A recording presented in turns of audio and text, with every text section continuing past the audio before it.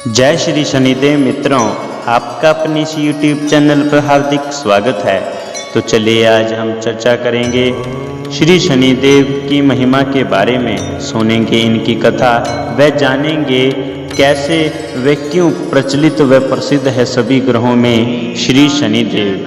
क्या है इसके पीछे का रहस्य और क्यों इनको न्याय का देवता माना जाता है, संपूर्ण जानकारी आपको इस वीडियो में बताई जाएगी। तो वीडियो के अंत तक जुड़े रहें। सबसे पहले जिसने अभी अब तक इस चैनल को सब्सक्राइब नहीं किया जल्दी से करिए, बगल वाले घंटी का आइकन को जरूर दबा दें, वीडियो को लाइक करें व ज़्यादा से ज़्यादा अपने मित्रों अपने सगे संबंधियों में शेयर करें व वीडियो के कमेंट बॉक्स में जाकर के कमेंट करें।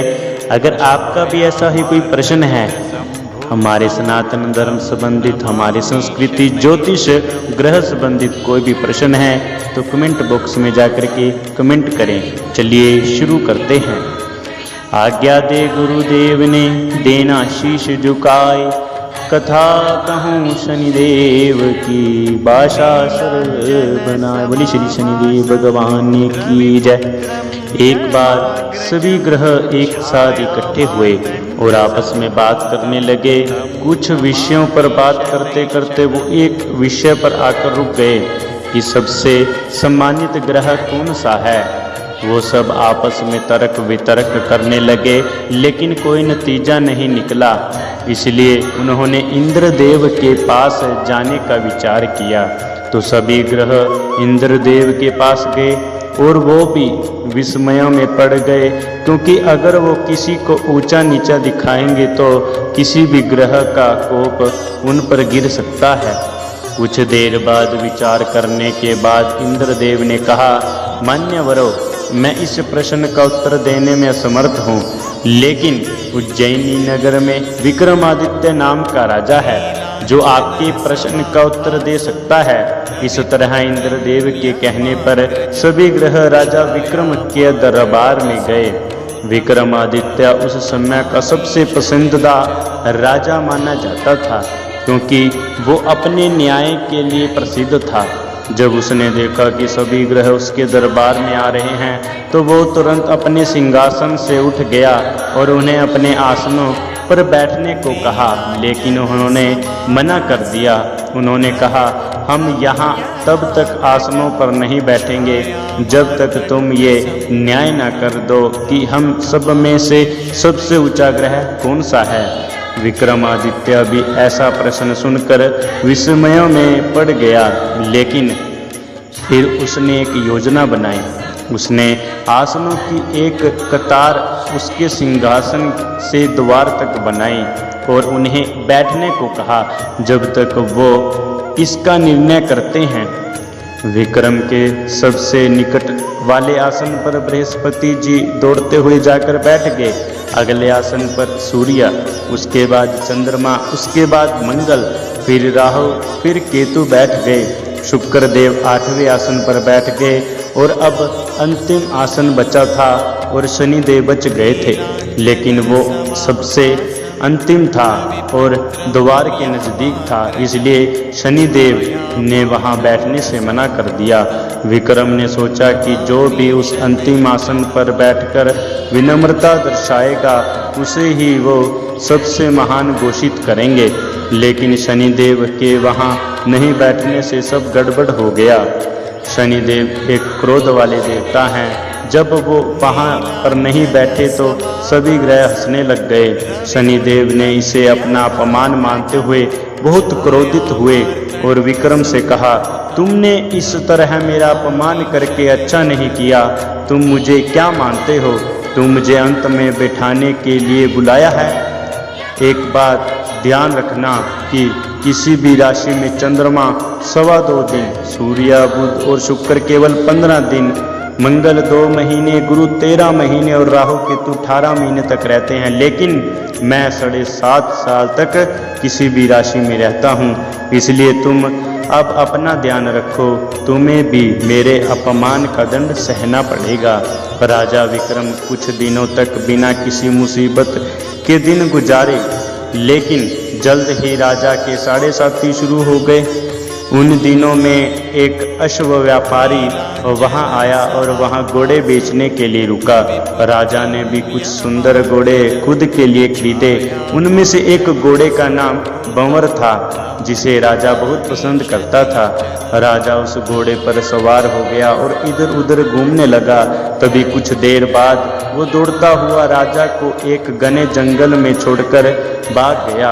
राजा को ये देखकर बहुत आश्चर्य हुआ और अब वो उस जंगल में भूखा प्यासा भटकने लगा। जब रात हुई तो राजा को बड़ी जोरों की प्यास लगी, जिससे वो जोर जोर से चिल्लाने लगा। एक दूध वाला उस रास्ते से गुजर रहा था। उसने विक्रम को देख लिया। वो विक्रम को पास की नदी पर लेकर गया और उसे शीतल जल पिलाया। विक्रम बहुत प्रसन्न हुआ और उसने उस दूध वाले को अपनी सोने की अंगूठी निकाल कर दे दी और कहा, मैं उज्जैन रहता हूँ और रास्ता भटक गया हूँ, क्या तुम मुझे रास्ता बता सकते हो? वो दूध वाला उसको गांव में लेकर आया और उसको एक दुकानदार ने भोजन कराया। लेकिन विक्रम ने दुकानदार को भी एक अंगूठी दी और उसको भी विक्रम ने रास्ता भटकने वाली बात बताई। अब वो उस दुकानदार के साथ पूरे दिन बातें करता रहा और उस दिन दुकानदार को खूब आमदनी हुई। उसने सोचा इस आमदनी की वजह से उसकी आज अच्छी आमदनी हुई है, इसलिए उसने विक्रम को उसके साथ शाम को घर चलने को कहा। विक्रम उसके साथ घर गया और दुकानदार ने उसकी खूब खातिरदारी की। अब खाना खाते वक्त एक अजीब घटना हुई। जब विक्रम खाना खा रहा था तो वहाँ पर दीवार पर रखा हुआ सोने का हार गायब हो गया। दुकानदार की नौकरानी ने उसकी पत्नी को गले का हार चोरी होने की खबर दी।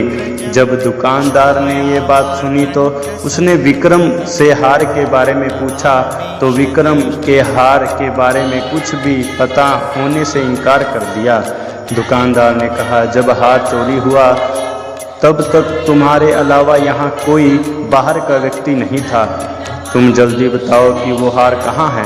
विक्रम ने कहा, मैं हार के बारे में कुछ नहीं जानता हूँ और मैंने हार नहीं चुराया है। दुकानदार विक्रम को राजा के पास लेकर गए।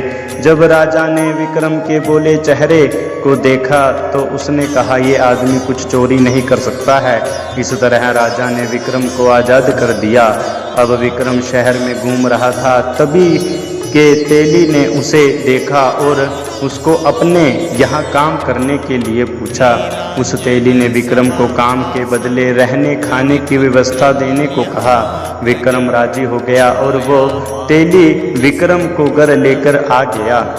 अब विक्रम कोल्लू के बैल को चलाने का काम करने लगा और वो तेली तेल को बाजार में बेचने जाता था। जब बारिश का मौसम आया तब विक्रम तेज आवाज में गाना गाने लगा। उसकी आवाज़ पास ही राजा के महल तक पहुंच गई और राजकुमारी इस मधुर स्वर पर मोहित हो गई। उसने अपनी दासी को भेजकर उस आदमी का पता लगाने को कहा। दासी वहां गई और उसने राजकुमारी को बताया कि एक नौजवान अपनी आंखें बंद कर गा रहा था। राजकुमारी उसके प्यार में खाना पीना भूल गई थी। उसकी माँ ने उससे अपनी इस दशा का कारण पूछा। राजकुमारी ने कहा कि वो अगर विवाह करेगी तो सिर्फ उस मधुर गाना गाने वाले तेली के साथ ही। जब राजा ने अपनी पुत्री की ये मांग सुनी तो वो बहुत क्रोधित हुआ। उसने विक्रम को बुलाया और उसके हाथ काटकर उसे जंगल में फेंक दिया। जब राजकुमारी को इस बात का पता चला तो उसने अपने मन को मजबूत करते हुए कहा कि अगर वो विवाह करेगी तो सिर्फ उस तेली के साथ ही, नहीं तो मेरे भी हाथ काट दो। अपनी बेटी की जिद को देखते हुए भी राजा ने विक्रम को बुलाया और उसके साथ अपनी पुत्री का विवाह कर दिया। राजा ने उनके रहने के लिए एक साधारण घर भी दिया। एक दिन विक्रम सो रहा था और शनिदेव उसके स्वप्न में आए। उसने शनिदेव को प्रणाम किया और गलती की माफ़ी मांगी। शनिदेव ने उसे आशीर्वाद दिया और कहा, अब तुम्हारे सारे साथी खत्म होते हैं। और विक्रम के दोनों हाथ वापस आ गए। विक्रम ने अपनी पत्नी को नहीं जगाया और सुबह उसकी पत्नी उसके दोनों हाथ देखकर बहुत खुशी हो गई। राजा को भी इस खबर का पता चल गया तो वो भी विक्रम को देखने आया और उसने बताया कि वो शनिदेव का कोप झेल रहा था। और उन्हीं की दयालुता से उसके दोनों हाथ वापस आ गए। तब उसने राजा को अपना पूरा परिचय दिया।